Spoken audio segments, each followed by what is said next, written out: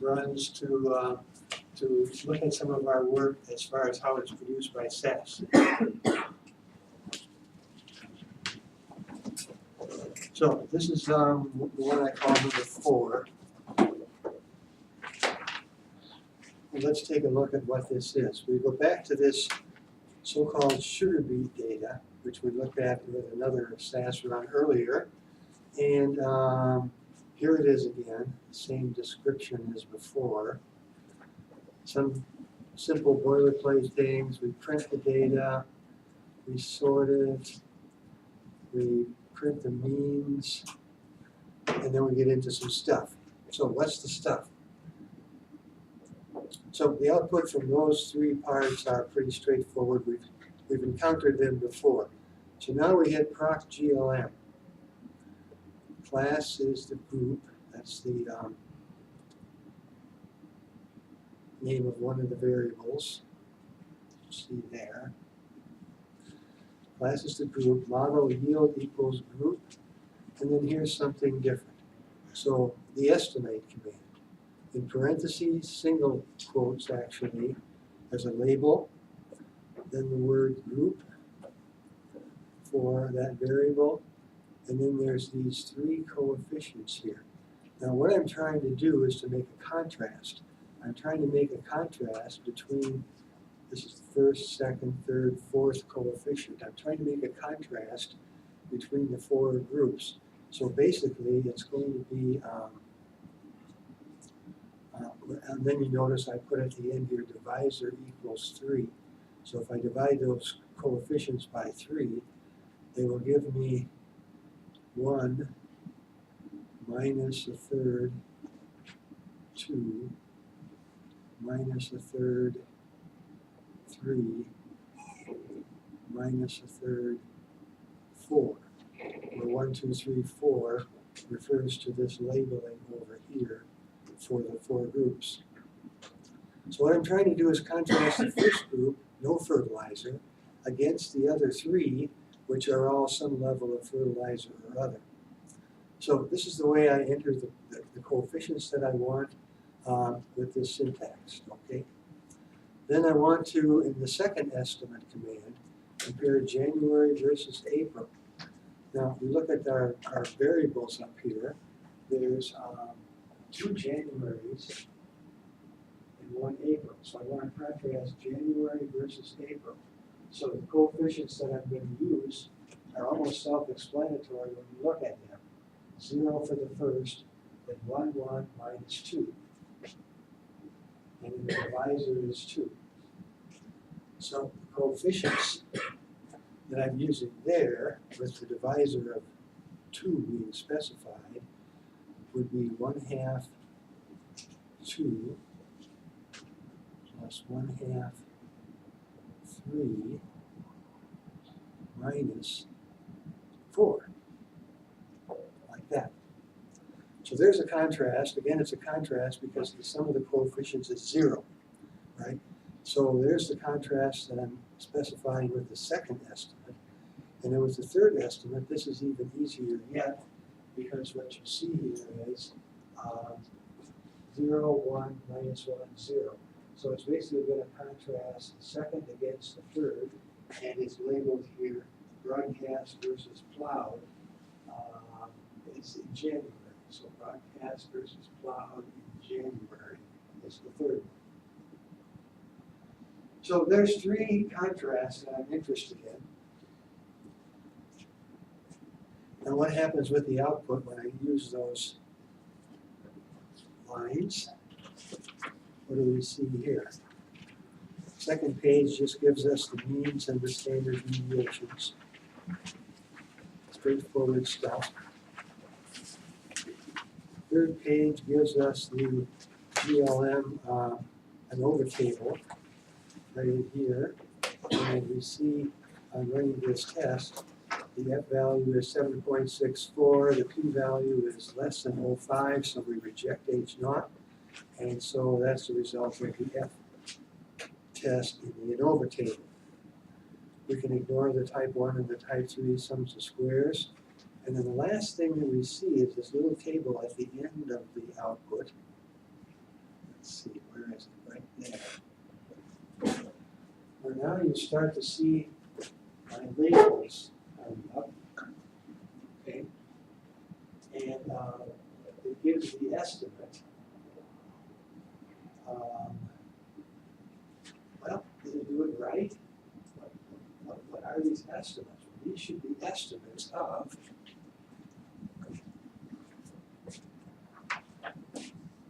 these kind of things.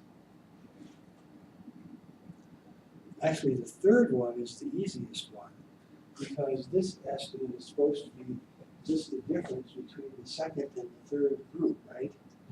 You flip back a page where those means were located.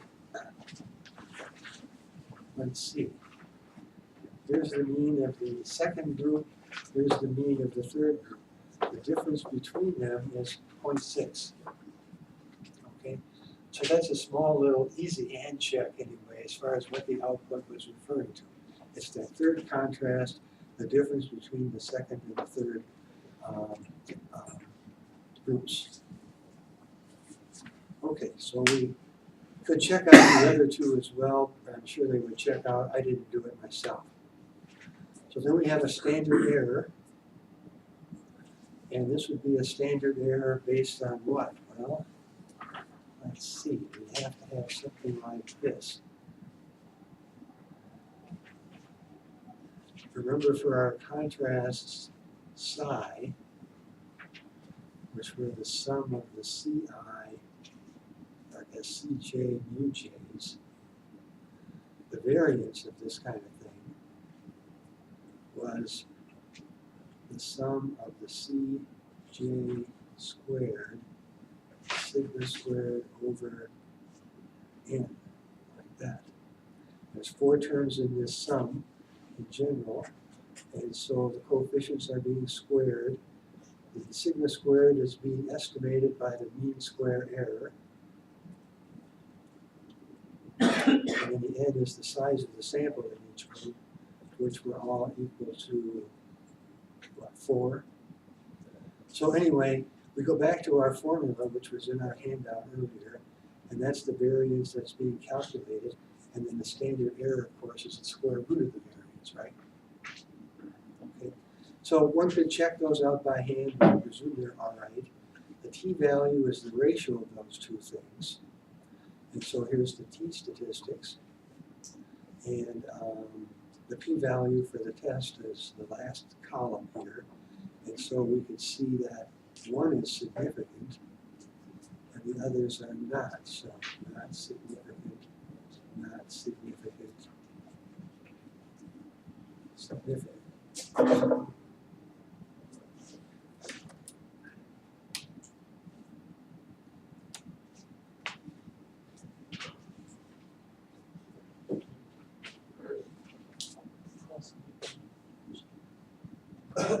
Now, if I wanted a confidence interval instead of a t-test of hypothesis, I'd have to put that together by hand, right? I've got everything in front of my eye. Here's the estimate, plus or minus, then from the t-table, which I have to look up, times the appropriate standard error, which is the number in this column over here. So it would be rather quick to, by hand, produce 3 confidence intervals instead of 3 t-tests. Sometimes people want to do confidence intervals, sometimes people want to do tests of hypotheses, and it depends upon the context in which you're in, what you might want to do. So you need to be able to go both ways.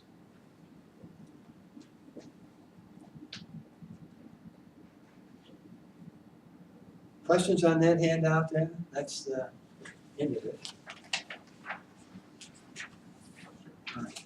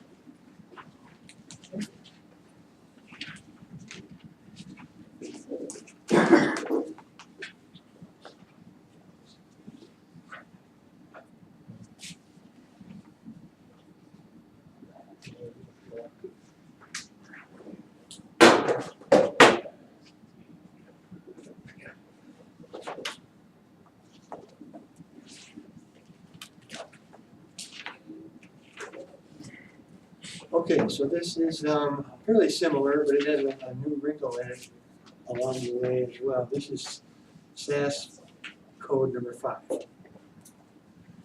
So it goes back to the data that we talked about in an example earlier, this so-called child rearing data. We have 4 groups depending on conservative or liberal, male versus female. There's the definition of the 4 groups again. And here's the data that we had again before. And first we do some basic boilerplate stuff, print the data. Now here's something new. You notice I've used proc mixed. Proc mixed. Okay. What's happening here? Well, this kind of works like proc GLM, but it's much fancier and more complicated than proc GLM. But anyway, proc mixed. Class is GRP. That's the name of one of the variables, the one indicating group membership, GRP. Class group model score equals group, and here's something new.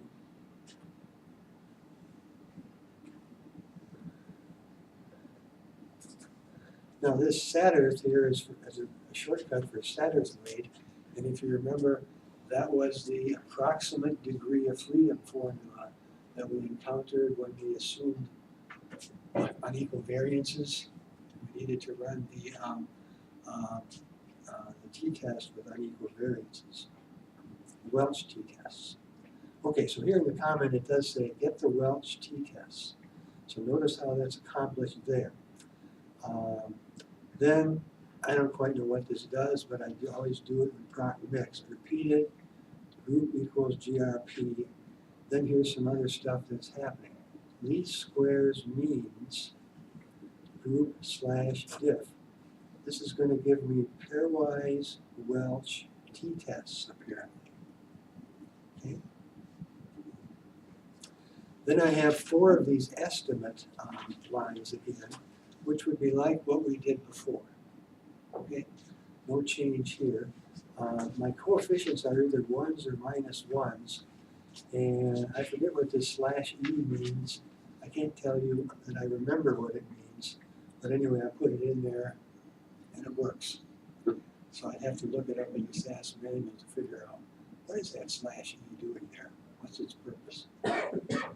Okay, so with these things in front of us, then let's take a look at what happens with the output. So there's a print of the data.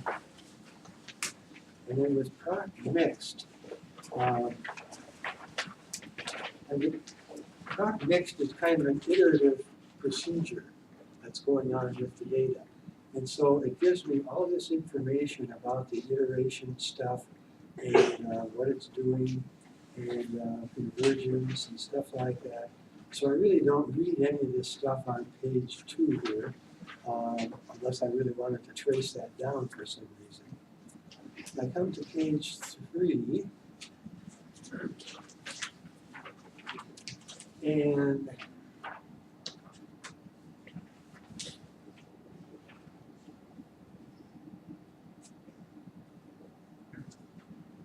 the thing that I look at is this. So I don't get an analysis of variance table, but I get a test. It's really a chi-square test, our H0 hypothesis, and there it is. So that's for testing our usual H0.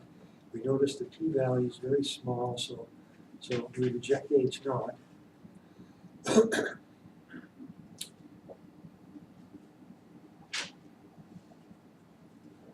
And that we don't need to look at. Now it's going to talk about coefficients for G3 versus G1. There they are. For G4 versus G2, there they are. For G2 versus G1, there they are. And finally for G4 versus G3, there they are. So those coefficients are just being printed out for our eye, but those are the coefficients I had specified in the estimate lines, right?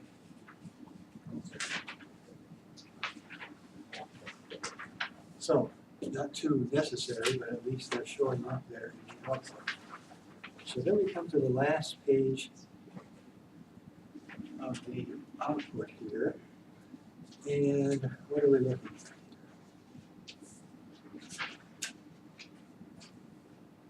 All right.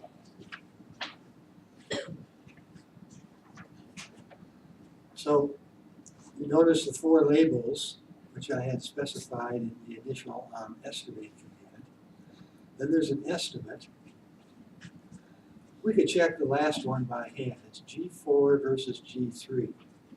Oh, that's easy to do because I'm going to jump ahead to this layout here. This is the information singly by group. Singly by group. So there's group 1, 2, 3, 4. Estimate is the mean.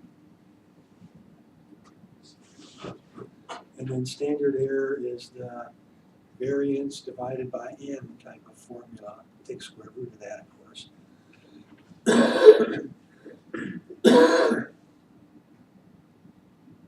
But anyway, what we can do is maybe look at the last 2 here. The last 2 means are those.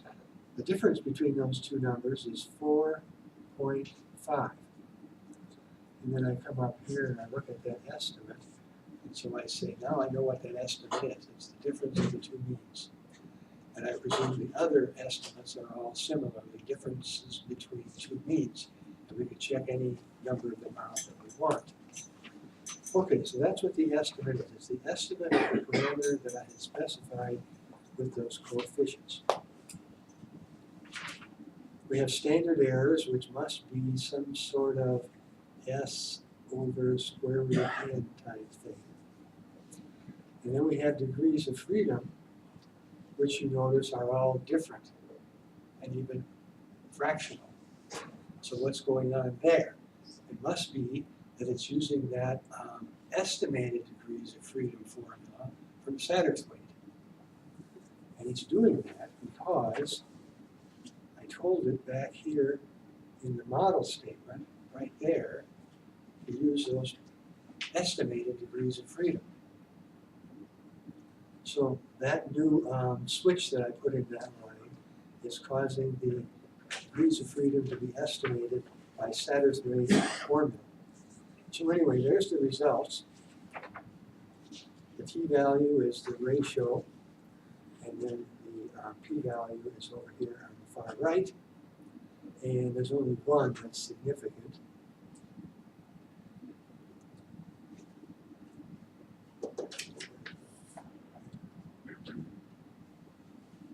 There's only one that's significant.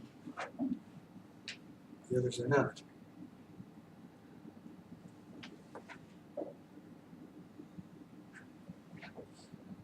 So then this layout right here, I really didn't call for this. It just sort of appeared.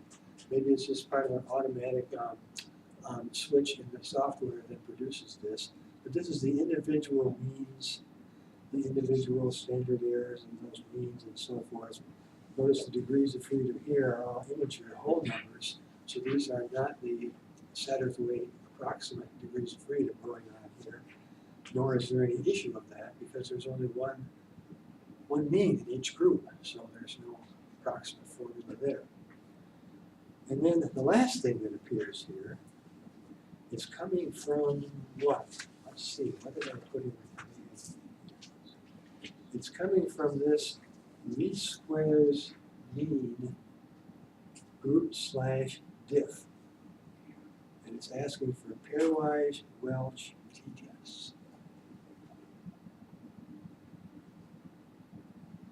So that line in the commands produces this ending output here. And what you see is, here's all the possible pairwise difference, 1 versus 2, 1 versus 3, 1 versus 4, etc. like that. Here's the estimate. Now this estimate must be sort of a y bar dot, in the first case, 1 minus y bar dot 2. difference between two sample means. That's all it could be.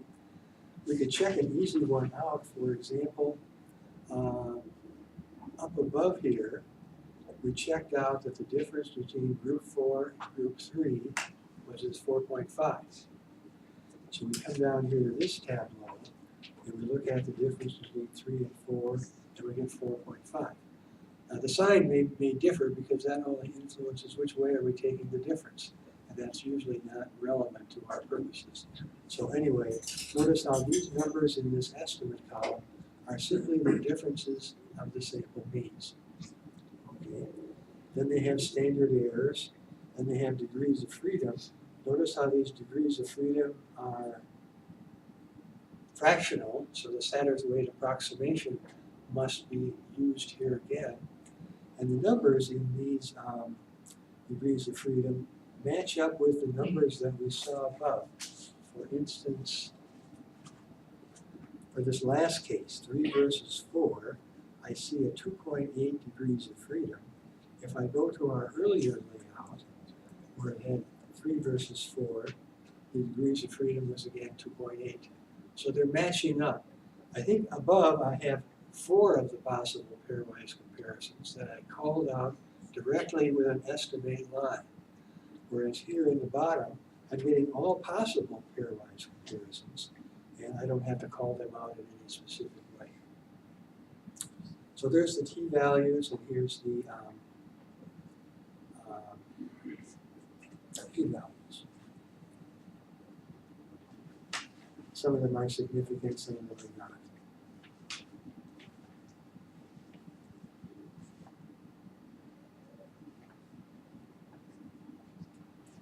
So the purpose of this SAS handout is what? If you kind of go back and review what we were doing here, we have a very standard data set, one which we looked at even before, and what we're doing here is to add this Satterthwaite approximate line here to specify that in those comparisons we want to use the estimated degrees of freedom.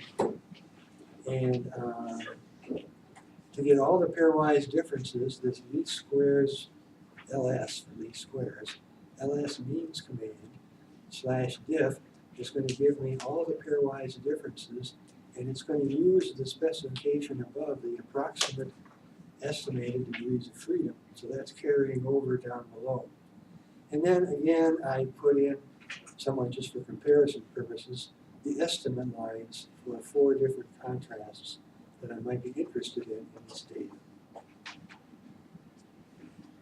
Questions, comments on that? Yes. When we do the pairwise Welsh test, are we supposed to do the significance of 0.25 instead of 0.05? No, use 0.05. Okay. The only time we use the 0.25 is when we're running the means test. Okay. That test of equal variances. Okay, so that's 5. So we have a new set of data. This set of data is some measurements of water quality in the Kalamazoo River. Comes from Dr. Stoleen, actually, from some consulting project he did on the Kalamazoo River water. But anyway, the situation is the river goes along. There's a site of possible contamination, maybe a paper mill or some kind of plant there. And then we have locations 1, 2, 3, 4. And I've drawn this backwards because I want the flow of the river for this diagram to be this way. But actually the Kalamazoo River flows the other way, doesn't it? So don't worry about that. So anyway, sampling points 1, 2, 3, 4, they take some jar really, drop it in the water and take a water sample. And then that water sample is taken to the lab and tested for various things. And one thing that we're testing for here is with this data, conductivity. So conductivity in water samples at 4 sites. And the plant, the source of contamination potentially is between the second and the third sampling site. So anyway, we have the data that was collected here. It's not too large, there it is. And we do some boilerplate things first. Print the data, sort the data, get the means of the data, and then we're done with that basic stuff. So what we do next is proc GLM, back to our old friend proc GLM again.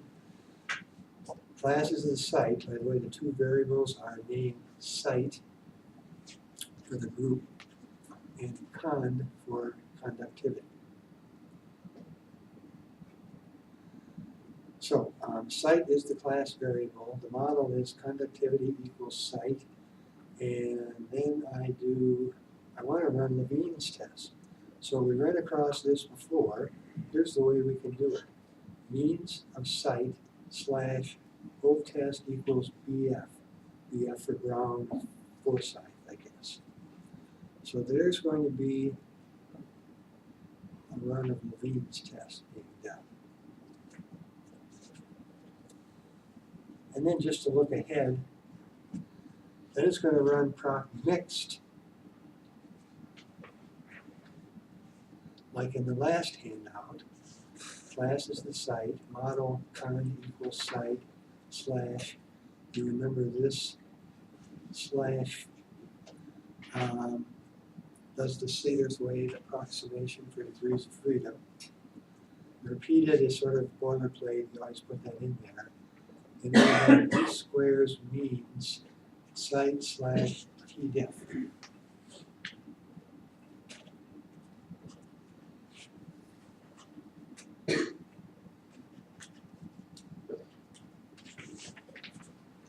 I'm trying to look at the last one. The last one did D square mean group slash diff. Whereas this one says slash TDIF. Let's see what happens. Okay, so the data is printed. Okay, that was ignored. Then we get the means coming out. 4 groups. So there's the 4 group means. Just for a quick flash of our eye, the first mean is 552. The next is 555, pretty much the same value. The third is 601, considerably higher. Remember, the third group is now downstream from the possible source of contamination. And then it's 572. And maybe by the time we're at the fourth site, maybe the water is diluting the issue somewhat. But anyway, just quickly notice the values for the means there. So then we get the GLM procedure. Here's the ANOVA table at the bottom of this page. Oops, where is it? There it is for you to look at. Bottom of the third page there is the ANOVA table. And we quickly see the F value, the P value is very small, so we reject H naught of equal means. So somehow there's different means in these 4 places. All right, well, then we don't worry about the type 1 and the type 3 sum of squares.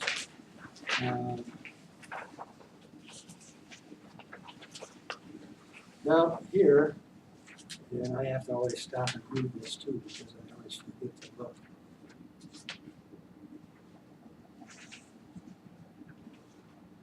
This is going to be Levine's test, ground foresight modification. So running Levine's test, the F statistic is very low, the p-value is very high. So even at a 0.25 level, we accept H naught of equal variances.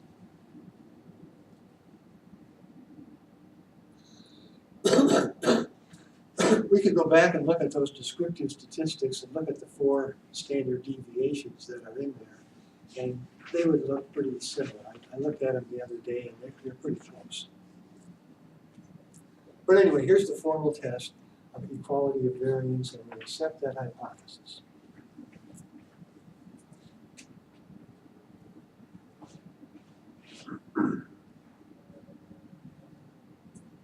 Well, I don't remember why these appear again.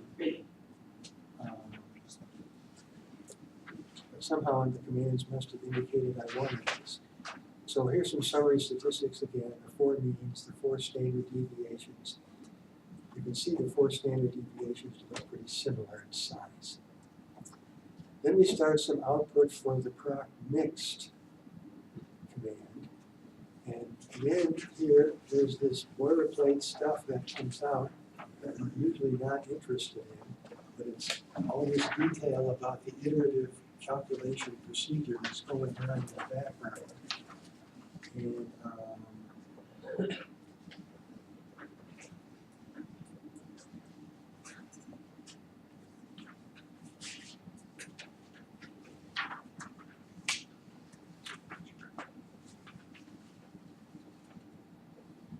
something is catching my eye here.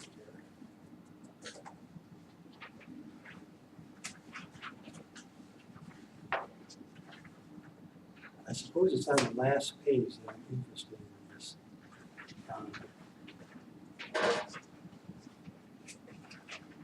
Here's kind of the overall F-test coming out again. And I don't think these numbers exactly agree with the earlier GLM model. We looked where that was. 37.99. With the proc GLM, we got 37.99 for the F statistic. This is giving me this number for the F statistic. They're not the same. The proc mixed is using different formulas, different calculation methods than the regular standard and table.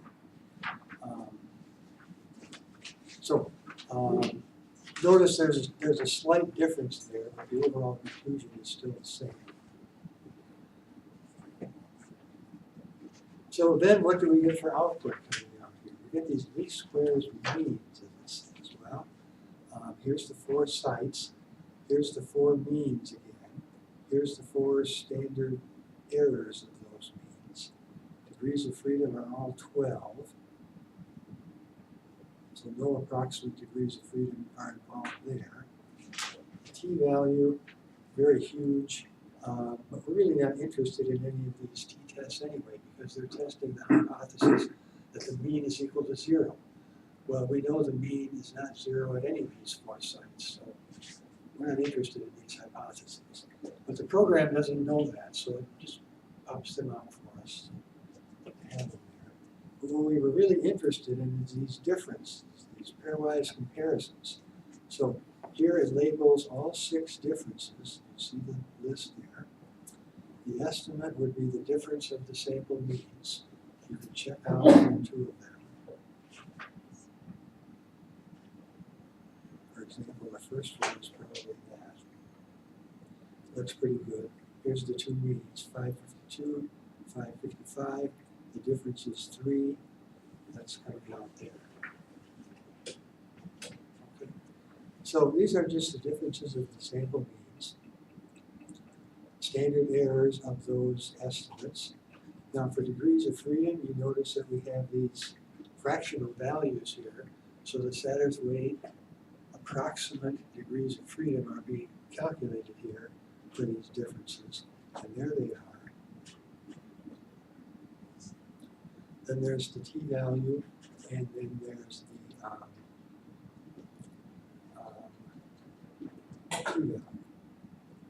And there's only one that's not significant. It's the first one, comparing 1 and 2.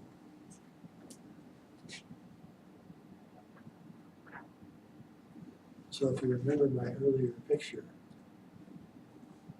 there it is. No difference between 1 and 2 before the plant. All the other differences are significant. So that would be part of the story as far as who's analyzing this data, why are they analyzing this data, who are they going to write their report for. So these kind of details about what's different and what isn't different would be used in their report rather heavily. One thing I noticed in looking at all these approximate degrees of freedom is that they're all approximately equal to 24. And what's happening is when the variances of the four groups are pretty similar, these approximate degrees of freedom come out to be basically the same. So they're essentially all the same, 23 or 24. And that's because the variances are approximately the same. Anyway, that's a small aside. It's not a critical thought at all, but there it is. So what did we have different going on in this handout? Well, let's see here. We had the idea of the proc GLM there, which was old stuff. We put this in there to run the means test. Then we did proc mixed with this little switch about calculating approximate degrees of freedom. And basically we were interested in these square means, differences being compared. So those are, as I called them here, the Welch t-tests.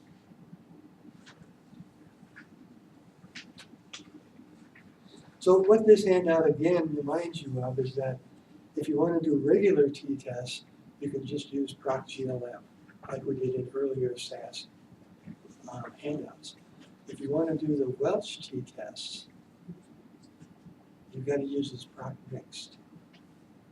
You can't get that coming out of proc GLM, not as far as I know.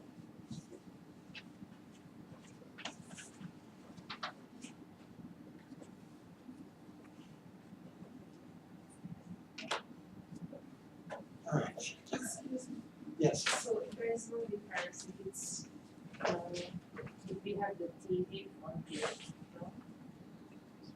I don't see any difference, whether you use /diff or /tdiff. I suppose I could try it out with both lines in there to see if there's any difference in the output. I haven't done that, but I haven't noticed any difference in the output either. So. Okay, well that's enough of SAS. We'll get tired of SAS really fast. Let's do something else. Okay, so this handout is about the randomized complete block design, as it's called, the RCB design. To get a handle on what this problem is all about, turn ahead a few pages to an example. Let's say we turn ahead to page 4. Now in this example, there's 4 different brands of a product. Maybe it's toothpaste, maybe it's shampoo, whatever. There's 4 different brands of the product. And what we want to do is measure the sales of those products in stores. So over here, we have 7 stores. Now, if we wanted to get this data, say for brand A, we wanted to get some data on its sales over 7 stores, we'd have to somehow in our community collect 7 stores and measure the sales there. Then for brand B, we'd have 7 stores again, and we'd measure the sales at those 7 stores. And so if we wanted to do this data, like what we have been talking about, we would need 35 different stores to attain the independence. We have to have 35 different stores, and then randomly assign to each of the brands 7 of the stores. So that kind of a data set is called a CR design.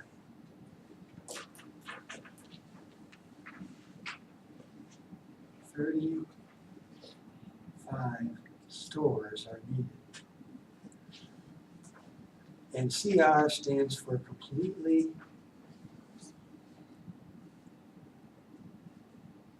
randomized.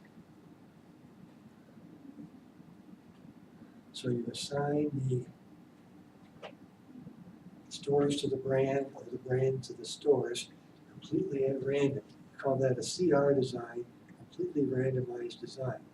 Now that's what would be required for the stuff we were talking about in the last 4 days. Okay. Now, this example has a different scope to it.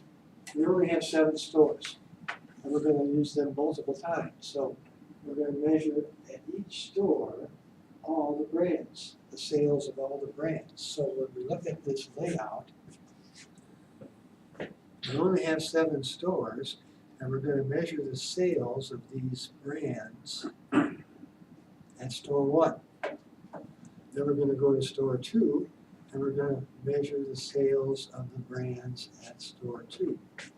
And then we're going to do that in store 3, and so forth down the line.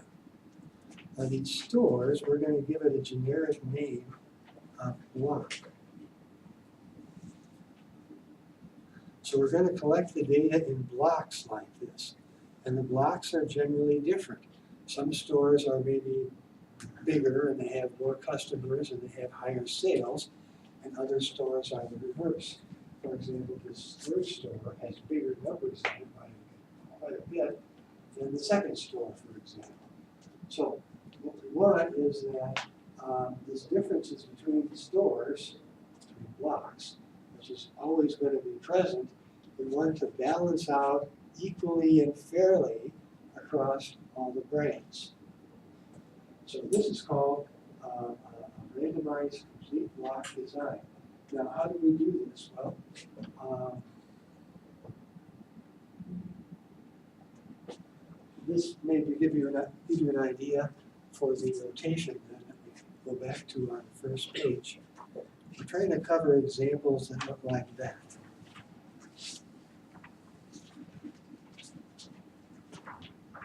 So our data is represented this way. Our treatment level, that's the factor we're interested in testing about, 1 through K. And then we label the rows block, 1 through N. So we have N blocks. And the data is collected in blocks like this.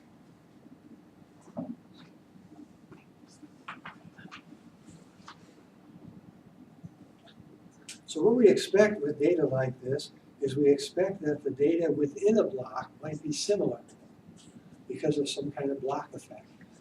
Suppose this is an agricultural kind of situation, and the block was a farm, and a farmer, and the land that he owns and cultivates and so forth. So some farms and farmers are better than others. So if we have 3 different types of seed, for example, seed corn maybe that we're trying to compare. Excuse me. We would plant all 3 seeds at each farm. But we might expect the numbers in a given row here, as I've labeled it this way, to be similar in size because they're all yields that are coming from the same farm, the same farmer, and so on and so forth. The land is similar. So the data is collected in blocks like this. But anyway, if we have this 2-dimensional array of y's, we can have row means for the blocks. We can have column means, again using the dot notation as we saw before, for the columns. And so that's pretty much the same thing we saw before. What kind of model are we going to specify? Well, here's one way to write the model down, just to say what's the distribution of each individual yij. And then we go on and say, well, we find it convenient to write the mu's, population means, in terms of effects like that for, there I am, we're putting it all together. Yij is modeled by this kind of an equation. So we have an overall mean, a row effect, which we would call a block effect. Beta j is a column effect, which we would call a treatment effect. And then Eij is a random error. Notice we're assuming equal variances, again, throughout all the data.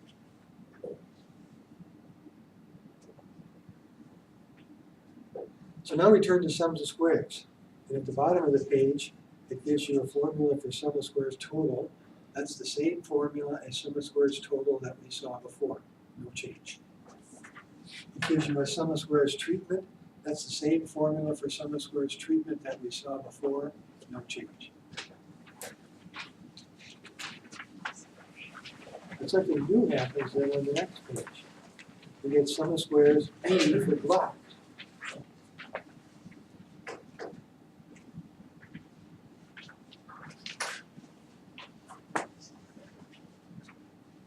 Now, how is this defined?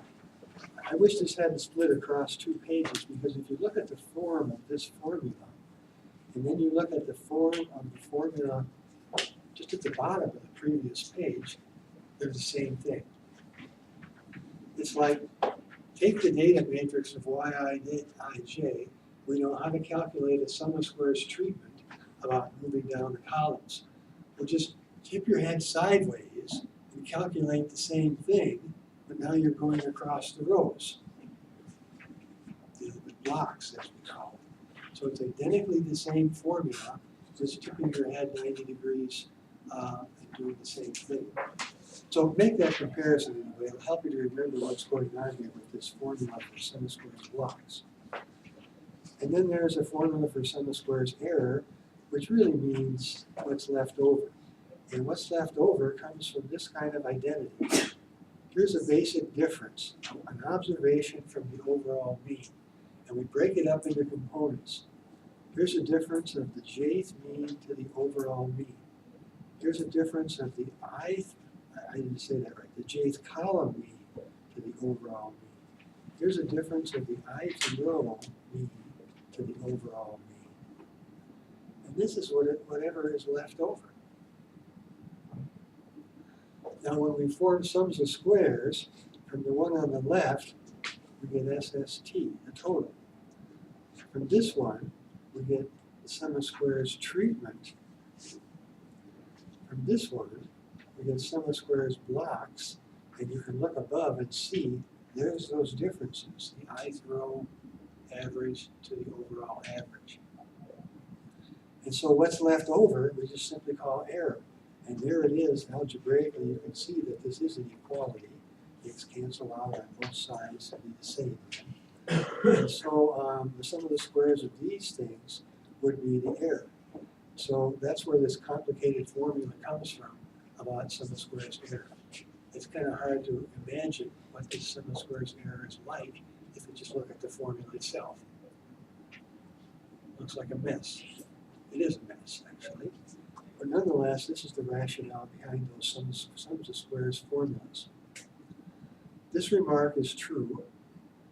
We will not do the algebraic proof of this, although it's not hard to do. So the sums of squares add up that way. So now we put these sums of squares in an ANOVA table. So we have source of variation, the treatment, the block, the error, the total. There's the sums of squares column. They have degrees of freedom. Now we already know what some of these degrees of freedom are from earlier things. For example, the treatment would be k-1. And then the block, just by turning your head 90 degrees, has got to be n-1. The total has to be capital N-1, where capital N is the total number of data points in the array. And then what's left over has to be the degrees of freedom for error. And it turns out this is what it is. So anyway, we have standard degrees of freedom for these sums of squares. Then there are mean squares. Then there are two F statistics, one for testing treatment differences, the other for testing block differences. And we carry out these F tests in the usual way, as it says here. So, in a sense, that's fairly straightforward and not a whole lot new from what you already have been exposed to. We have a two-way array of data like this, and now we calculate sums of squares for both columns and rows. And we have an ANOVA table with sums of squares and so forth, and those sums of squares are calculated pretty much in the same way that we were calculating them in the first handout. So not too much different is happening there.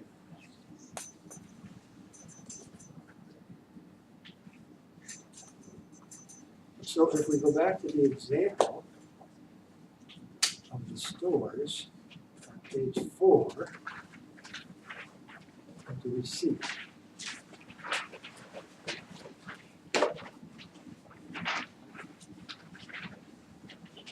So remember what's going on here again. How it says it at the bottom of the previous page. Yes, there's a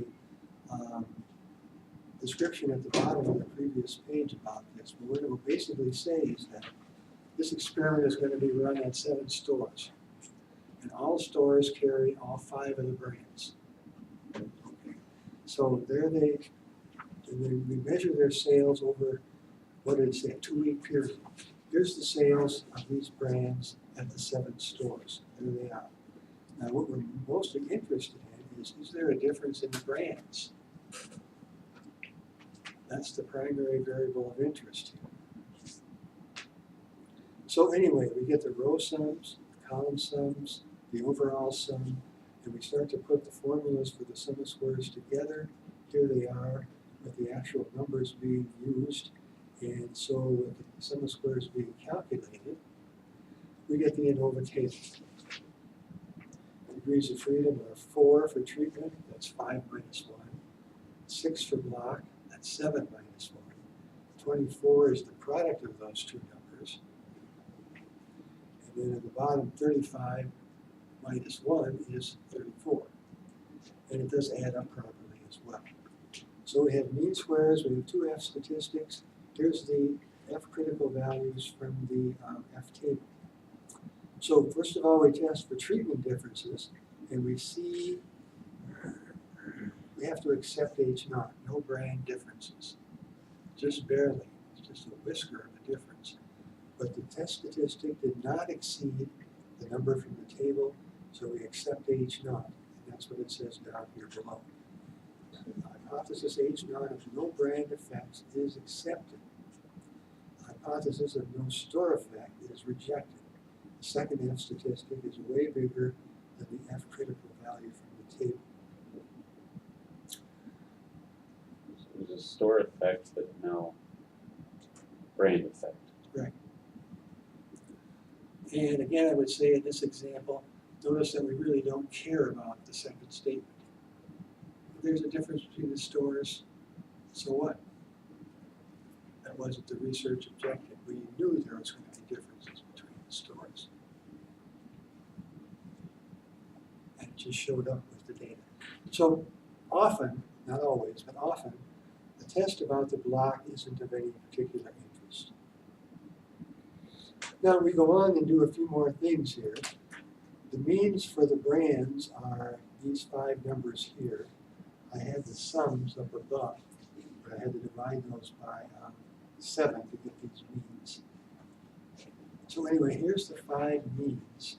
Now I want 95% confidence intervals for the pairwise differences beta j minus beta j prime. Whoops, we haven't talked about that. So page back to the previous page, page 3, and look at this right here. The estimate of beta j minus beta j prime is, first of all, it's the difference of the two sample means. And that has a variance 2 sigma squared over n.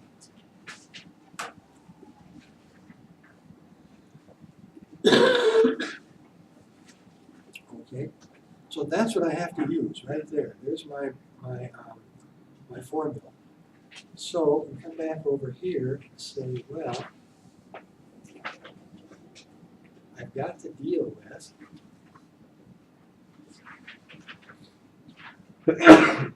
plus or minus a number from the t table, the 24 degrees of freedom, because that's for the error, right?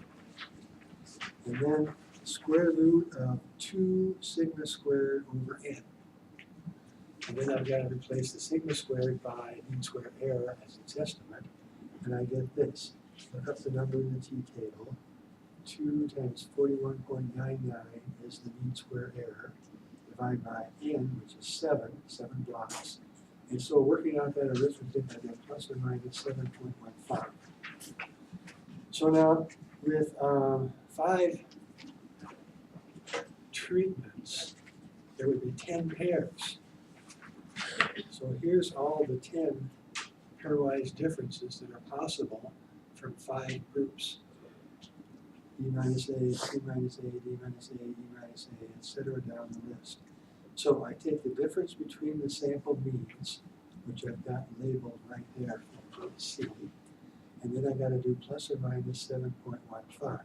So this is easy to do. I'll let you look at a few of these numbers on your own time, but here's the 10 confidence intervals that I get. So when I look at these 10 confidence intervals, one thing that I notice is that this one is significant. There's a significant difference between E and A. This one is significant. There's a significant difference between E and B. And then this one is significant. There's a significant difference between E and C. So 3 of the 10 pairwise comparisons are significantly different from 0, and the other 7 are not.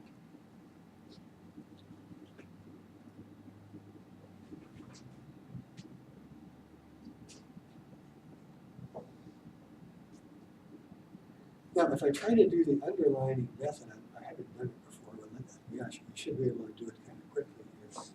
Here's the 5 means for A, B, C, D, E. The smallest one is B,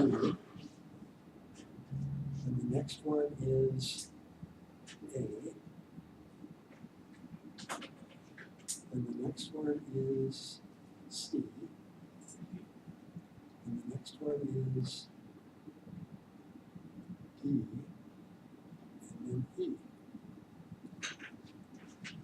So is B and A equal? Yes, underline. B and C equal? Yes, continue the underline. B and D equal? Where is it?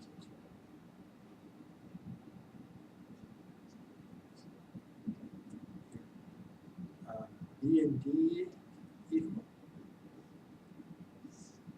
B and E? No, so I stopped the underlining there. Sorry, that's getting a little too low. So I did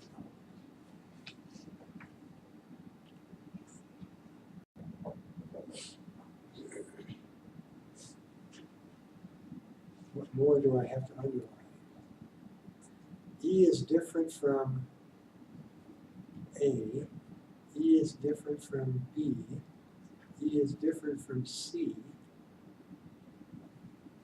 Oh, D. Those two are equal.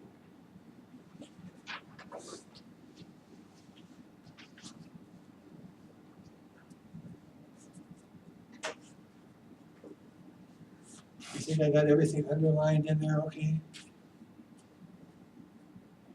So there's my underlining procedure. If you look at this little graphical device, your mind sees already what's going on in a quick fashion, notice, as opposed to looking at all this information over here. So that's the purpose of the little graphic, to give us a vision for what's equal and what's unequal with these 5 means. All right?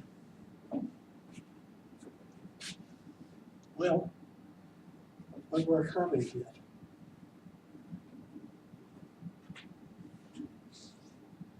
None of these pairwise differences were significant. Remember, we accepted H naught. H naught said that all 5 means are equal. With our F-test, our Nova table, we accepted that hypothesis. So we come here at the end to these pairwise comparisons, and we're making a different conclusion. There are some things that are different from 0. How do we justify this apparent contradiction in our statistical methods is the question that arises. Well, what did you expect? Statistics were going to be consistent?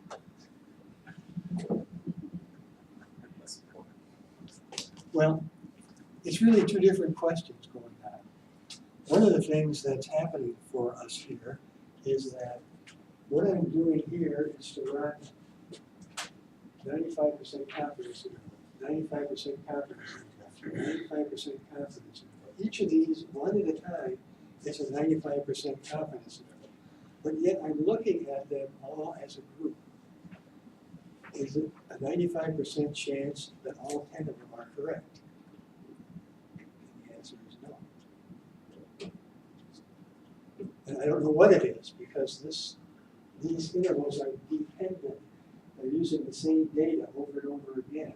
So, if you have a 95% confidence interval, and then you have independent of that, a second 95% confidence interval, then you can say, because of the independence, the joint probability is 0.95 times 0.95, which is about 0.90 or something like that. But anyway, you can multiply the 2 95s together to get the true probability.